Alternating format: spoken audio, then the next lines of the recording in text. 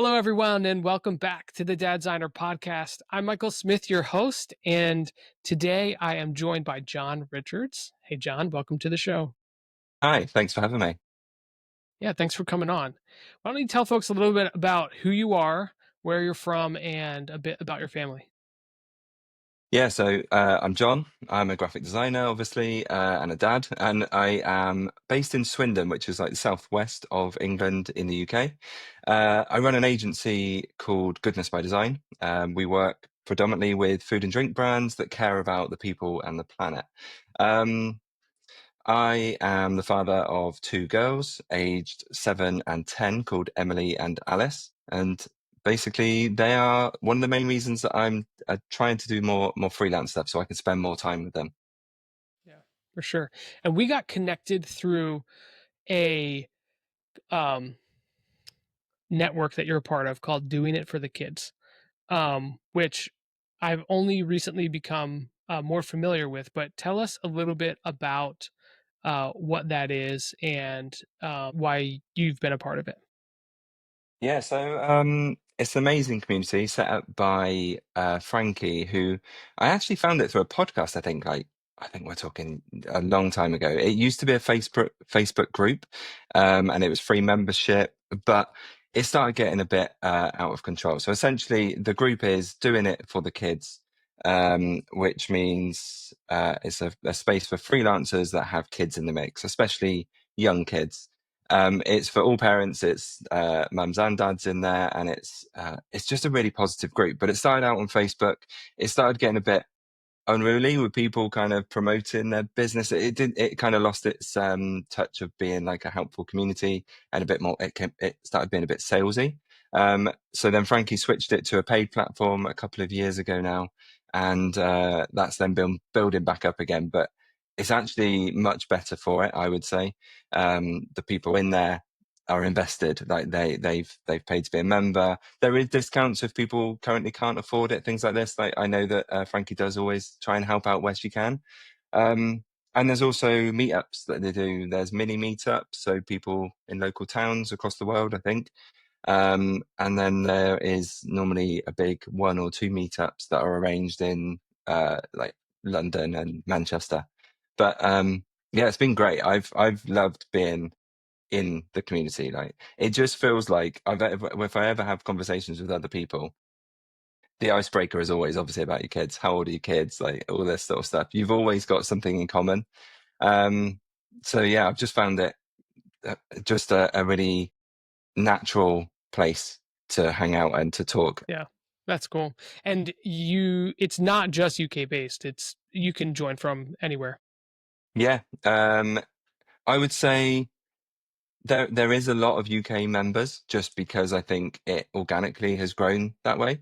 But it's international. Yeah, it's web based. People obviously are awake at 2 in the morning when they're parents anyway. So like if you want to talk to someone at that time, they're probably also awake. Yeah, that's cool. And so you're a freelancer and have two young girls. How long have you been freelancing for?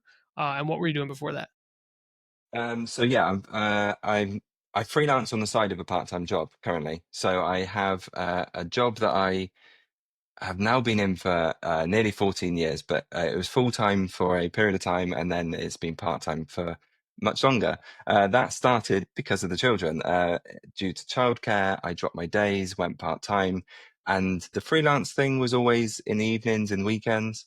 And it became a dedicated time that I then had because once the kids then went to school, I then suddenly had that time back and was like, well, I don't need to go back to work. I'd rather work on this freelance stuff. So it kind of organically shifted, but it was because of the kids like that happened because of childcare that like kind of forced me down that route. Um, so yeah, it's been a gradual path to the freelance side of things. Um, but yeah, I think they've had quite like an influence on the way that I think about who I work with as well. The kids like in my freelance side, because as they're getting older, they're more interested in seeing what I work on. Like sometimes if they see me working. Um, so yeah, I'm more conscious of who I work with now as well, I think, because of that, which is Yeah. interesting. And why did you choose predominantly food and beverage? Like, did you make a pivot to that, or has that always been the area that you've spent? No, essentially, I had a friend that used to run um, an agency, a videography agency, and they wanted to start doing business coaching. Reached out to me, said, "How are things going? I'd love to basically use you as a guinea pig. Like, are you up for that?" And I was like, "Yeah, I'm up for that. Let's try. Let's try it." I'm always one for saying yes to stuff and then seeing how it pans out. So we got into this sort of business coaching, and one of the first things I remember very early on was, "You need a niche. You need to niche down." And I was very reluctant because in my head, niching down meant alienating a huge audience of potential people. Uh, he was relentless. And I eventually did. And I chose food and drink because I'm interested in food and drink. I'm interested in food and drink packaging. I'm interested in like innovations in food and drink. I don't mean that as in like I like eating and drinking. Who doesn't? I like when I see a new product and things like this. I'm really interested in stuff like that and packaging innovation. So now looking back on it, this was November, I think, last year. It seems like a no-brainer that I did it. And I feel like somehow I made the perfect choice in that second because he was literally putting me on the spot. Um, but before that, I'd already niched down to that I was working with companies that did good in the world. And I know that nowadays is getting us bigger niche. Like there's more and more companies doing that anyway. So I agree that I needed to do it. And what it's basically done is somehow opened up a bigger audience for me. So it's because now people think of a friend comes to them, I don't know, that runs like a honey business, for example. They then like, oh, I know John. He does design for food brands. Whereas before, I might have been one of five designer friends that they knew. Now I'm the choice of one when they're talking about a food brand, and I just feel that it's made me uh, maybe the choice for less people, but the first choice when talking food and drink brands. But since I love this category, like since going into it, um, it seems really friendly. And I don't think this is just a UK thing because I've been talking to quite a lot of US brands as well. It's quite like, especially this part of the community. So I'm already niching down into like brands that are doing good. And I think it's kind of like it's them against the big guys. So they're kind of like not necessarily competing with each other. They're kind of like got each other's back to go against the bigger companies and just like take away 1% share of that would be massive for them. So I like the kind of like community spirit there and the like collaboration, stuff like this. But I think also I love how accessible food and drink is. Like you see a brand new product that's just launched, you can go to the supermarket, you can pick that up, you can try it. You're like experiencing it with taste and smell and sight. I just think a sensory overload, but I just love the fact that it's more than visuals and the interest of how do you convey taste, smell in design is really interesting to me. But the main thing about niching that I found is that I've suddenly had to learn loads of new stuff. As in, like, I'm learning about the whole niche community that I didn't know existed before. Yeah. It's weird. Yeah. And one of the projects in your portfolio that I saw was zero clucks given. Is that Yes, what it you're very was? careful with your word in there. I had Yeah. to pause to make sure I used the right. Uh, Yeah, so that was a campaign to encourage people to try a vegan alternative to a top selling sandwich and baguette at a cafe. So they were trying to promote this for Veganuary, and they wanted that their brand is a little bit edgy, like it's a bit of a hand drawn kind of stuff. They like being a bit cheeky and stuff like that. Their brand is pretty much them. They're not like a chain or anything. So a lot of people just know like the owners, their personality is kind of their brand. So they wanted something that would stand out, be a bit tongue in cheek and things. And yeah, then I come across this like phrase when like brainstorming through stuff of like, yeah, zero clucks given. And was like, yeah, let's go with that. Because their main seller was Cajun chicken is their big seller. That's the one everyone goes for. So we're like, well, if we just encourage people to give it a go, let's just try it. It's your favorite one. It's quite heavily flavored and spiced anyway. So like substituting it for a meat-free alternative, you're probably not going to notice because there's so much flavor and things on it anyway. So yeah, that was a fun one because obviously turned some heads. It ran on some local screen, like uh, the sort of bus stop sized ones around the town centre and things like this. And there was some conversations about whether it was appropriate, especially with children in mind. But do you know, a litmus test I did was I showed my kids, and they were just like, "Oh, it just means there's no chickens." There's zero reference to what it meant. Yeah. So I was like, "Okay, that's cool. It goes over their heads. It doesn't matter." Yeah. And did you come up with the campaign, like the phrase? Yeah, yeah. So that was all the creative thing here was. So although I do design, I often do help people like strategically, which I think is more common nowadays. They basically had the thing of we. Well, I wanted to do something with them that was around something sustainable or something like that, and they said, well, actually, we've been thinking of doing this promotion in January. January generally a bit of a quieter month for them, people going on diets, things like this, not getting takeaways. So they were like, we're thinking of this. If you can come up with something, we'll run with it, basically. So yeah, that was a fun one. Free reign, which is nice. Yeah, that is cool. That's cool. And I mean, it seems like not only are you mentioned this before, but like there's food and beverage, but also food and beverage that's doing good.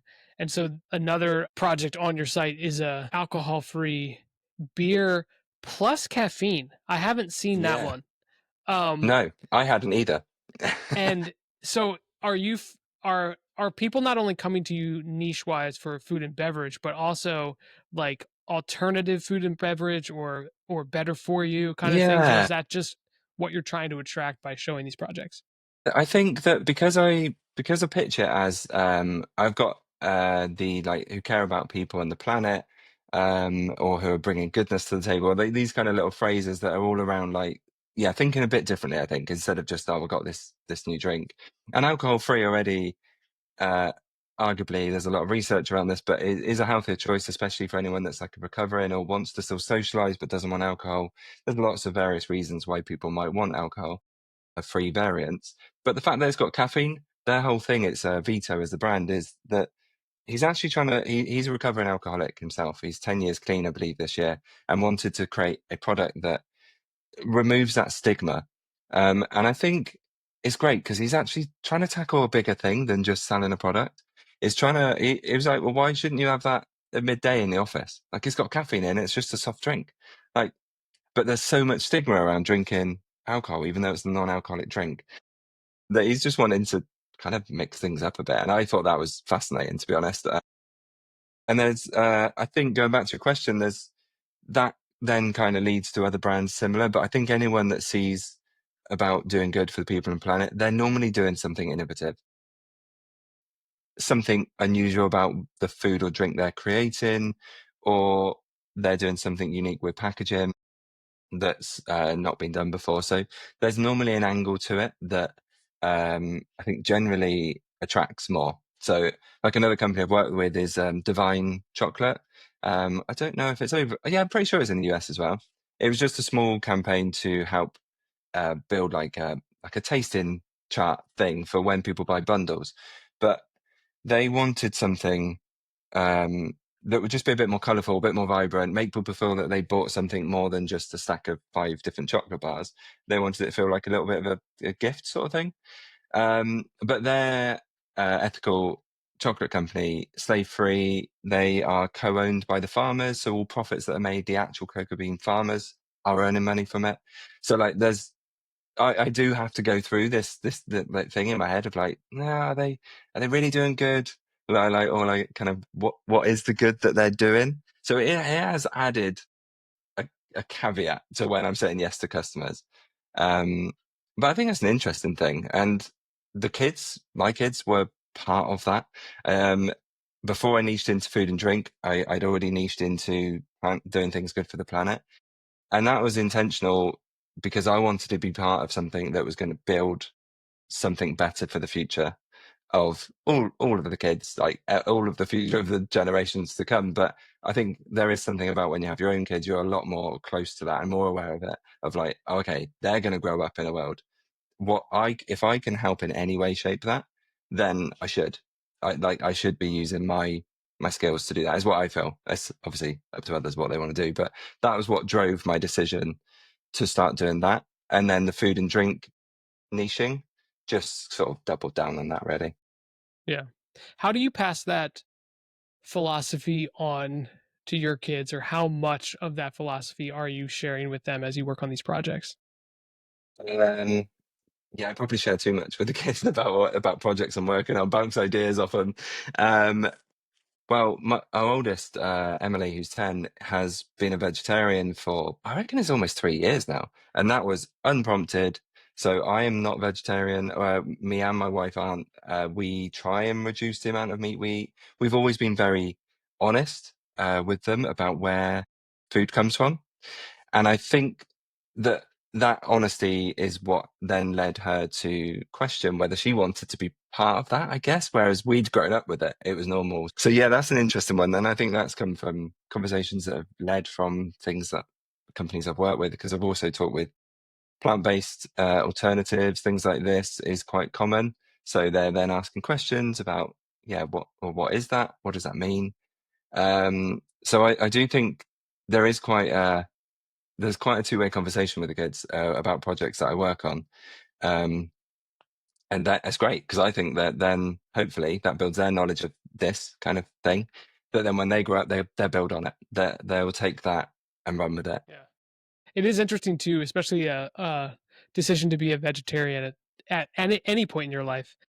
It's not necessarily a forever, just like it's No, not a decision that impacts, like you could down the road say, oh, I'm going to introduce this element because it's yeah, ethically produced or whatever it might be.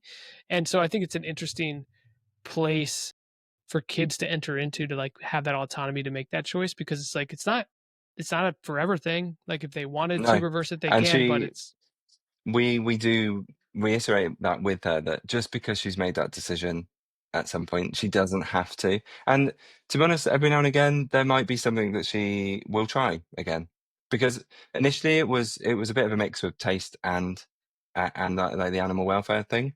And I think yeah, sometimes I think she's like, oh, okay, I'll see if I like it again, and does try. So like, I wouldn't say like, yeah, devout 100% vegetarian, but yeah. way more than I am. So yeah, like pretty much doesn't eat meat, and we're now trying to vary up the meat substitutes that we put in so that it's not the same like ones that we're using. So now I've got a freezer drawer full of alternatives, and we try and eat those as well when possible, just because cost of meat and trying to reduce our intake ourselves.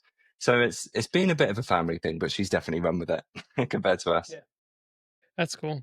How much of that like meal prep do you prep something extra for her versus like you're just like, you know what? We're all gonna do this tonight.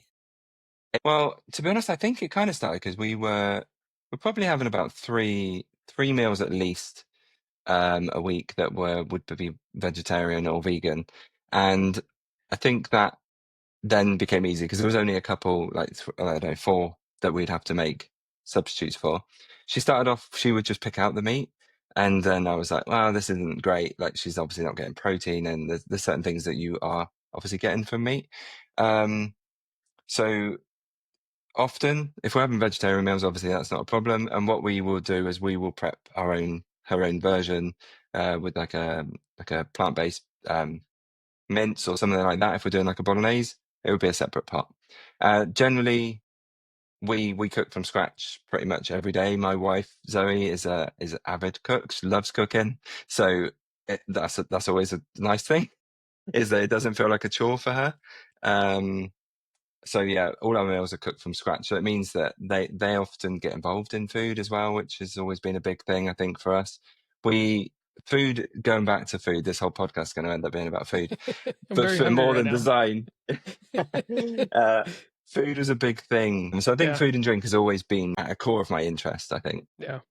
What have you seen in the space since you spent a bunch of time in it that you think is very clever and innovative? Yeah, that's a good question. There's a lot around sodas at the moment. You must have noticed that. I think in the US that's got massive. Um, I've noticed that being probably the biggest thing that's, I don't know if it's just because it's getting more money behind it. Another massive trend, again, don't know if this is a UK thing, but it's protein. Is that happening over the US as well? Okay, Yeah. yeah. high protein, everything. Actually helped, or like kind of worked a little bit with a company called Mighty Slice. I think they might just be UK at the moment, but they're like high protein cheesecakes, Okay. um, which is cool. It's like the idea is that yeah, if you're into fitness and protein is like, well, this is an indulgent way of having protein. Um, they're not trying to like, I was about to say sugarcoat it. That would be way too bad a pun. They're not trying to like skirt around the fact that it's also got sugar and things in, but they're just saying, well, if you want to get your protein anyway and you're craving like something sweet, then why not do both? Like, so there's an interesting category there. Unfortunately, there's also a lot of the big brands just jumping on that and just adding high protein, but really it's like 1 gram more than what they normally do. But a design trend I've seen recently that's interesting is the low ingredient thing. I don't know if that made it across the pond, but did you see the cornflakes packaging that like was No. doing the rounds? And it literally says, I think you'd have to Google M&S, so Marks and Spencer's cornflakes. I'm sure that will find it. Uh, and essentially, it's one ingredient, and they just put, I think it's, is it just corn? And that's definitely caused some conversations because people are like, because it's one ingredient doesn't mean it's necessarily good, because that's ultra processed corn. Like that's gone through a lot of things to get to a cornflake. So is that better? There's a lot of discussion around this at the moment, and it's a bit of a subject that I'm interested in, but I don't know how I feel about diving into it fully. But yeah, it's interesting to see where it goes next. I don't know what will be the next trend. I think food goes through this trends, doesn't it? It's a bit It trendy does. as an industry. Yeah. Yeah, I mean, I was for a year and a half, maybe 2 years. I won't mention the brand. Um, I was eating this packet and you would pour it Yes. in a bowl and add hot water, 24 Yeah. grams of plant-based protein, 400 calories. I was like, this is Hmm. incredible. And over time, some things changed with their processing and they reduced flavors and that impacted the ones I liked and blah, blah, blah, all the stuff. And Hmm. I started talking to my wife about it and I was like, you know what? I'm thinking that this is like pretty processed. She's like, it's a powder form of protein. Of course it's processed. And so I stopped eating that and I'm now preparing meals and taking them, with me when I go into the office Yeah, that's nice. and heating them up. And I feel different. My body doesn't feel as inflamed and like all that kind of stuff. So it's Yeah. interesting that they hit all the buzzwords: plant based, 24 grams of protein, all of these things that excited me. But then I Hmm. was like, but it's not real food. It has gone through so much processing that I'm not sure it's the best choice. There's a lot of things that I think people either jump on or do, and then there's findings. Even today, I saw the headline. I haven't read the article yet. I've flagged it to read. But is is no alcohol beer actually bad for you? And it's now like, oh, okay. Now there's probably going to be a side effect that someone's found from the process of getting rid of the alcohol that's different. But Yeah. yeah, it's like it's always a new thing, isn't it? Of like so and so causes cancer, or like there's always something new that comes up. So it's constantly evolving as an industry, which is fascinating and good to be part of, but hard to Yeah. keep up sometimes. I mean, Like kids. it's not all that different from parenting. Yeah, I was going to say. Every parenting choice you make has a trade off. And everything goes through waves of like, this is the best way to parent. And then Yeah. 5 years Yeah. later, no, that's the worst thing you could do for your kids. You're like, oh, that was literally what I did because you told me to. Yeah, Yeah. I can see parallels there. Yeah. And I'm sure that when our kids get older, they'll be like, I can't believe my parents did X, Y, and Z. Yeah, I know. We had a big thing when we first had kids of we're not, this sounds really bad, but we're not going to listen to our parents' advice because it's 30 years out of date. Like, I'm going to listen to the current advice from people because I'm hoping that and then you hear the thing of, oh yeah, but we did this and you're fine. I'm like, yeah, I am, but there must be people that aren't that went through that same process. Yeah, it's bizarre, Yeah. isn't it? How people, but I think with parenting, as much as like I was talking about earlier about the food industry that I love learning and stuff, I think parenting brings that. It's like you're constantly learning. I don't feel like there's a point, maybe when they're adults and they move out, you think you just think you've overcome something, and then something else comes around the corner. Yeah. But yeah, it's mad. Yeah. I feel that way as we enter into our oldest daughter's 11, and as we Yeah. enter into the preteen teen years, I'm like, I thought the toddler years were hard. This is a different type of hard. That's what someone else said to me. It's a different type of hard. Yeah, Yeah, yeah, I think it's more how to be supportive, isn't it, at that age without being overbearing, not overbearing, but you know what I mean. You want to get that right level of like that you're there for them because they are still children at arm's length, so that they feel independent. It's a hard one. I'm dreading that. Ours, a 10-year-old is she's definitely on the more childlike side of things at the moment, but I can see with her friends that it's shifting, it's changing. yeah, yeah. Well, this has been great. I am cognizant of time, so I want to get Yeah. to the final two questions. And so, the last two questions I have for you as a parent, what has been your greatest parenting joy? And Hmm. then what has been your biggest learning? So, greatest joy. I find that hard. I don't know if it's one. It's not necessarily one like moment. I think it's more an ongoing feeling of joy. It's probably like I'm quite a curious person. Like I think most designers probably are, and I think it's that I get to almost expand my curiosity because I get to watch them be curious about things, and that ignites the same feeling in me as when I discovered it. It's really weird. I actually remember finding a word out. Oh, it's in. There's a book called Happy by someone in the UK called Darren Brown, and he talks about like stoicism, stuff like this, all these old philosophies. I'm trying to remember the word. Mudita, I think is like a Buddhist word, and it means taking joy in someone else's joy.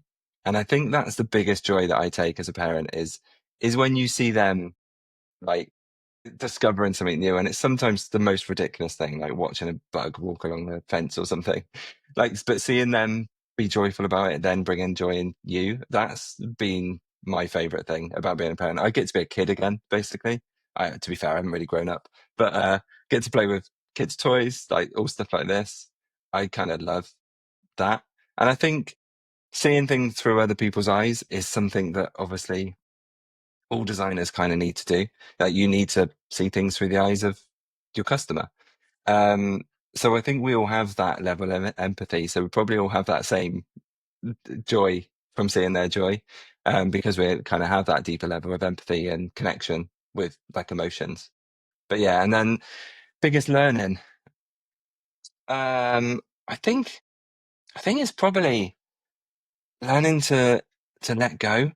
Like I'm quite a control freak. Um, Again, probably a designer trait. There's probably some parallels here.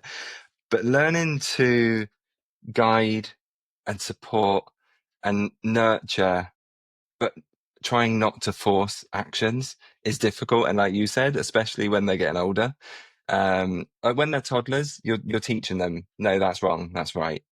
And then they get older and they start pushing things, and it's like I don't want to be that parent that's like telling them no all the time. So I'm trying to let them discover themselves why you wouldn't do something.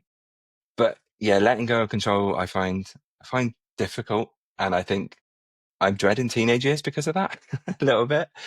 Um, but yeah, I think it's like trying to lead by example, trying to influence by showing with your own actions and your own words how things should be done, and then hoping that they learn from that. I guess is the best I can do.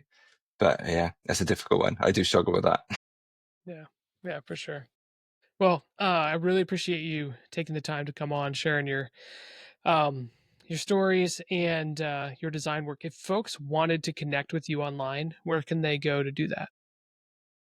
Yeah, LinkedIn is just my name, so Jon Richards, spelled Jon.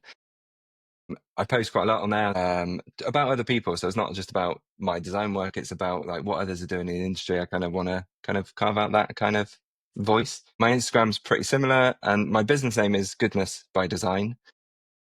So my Instagram handle is John from Goodness. Yeah, you can find out most stuff there. And then the website is goodnessbydesign.com if you're interested in working with me on any food and drink projects that you've got coming up. Awesome. Well, thanks, John. It was great having you on. Yeah, thank you so much. It's been great to meet you.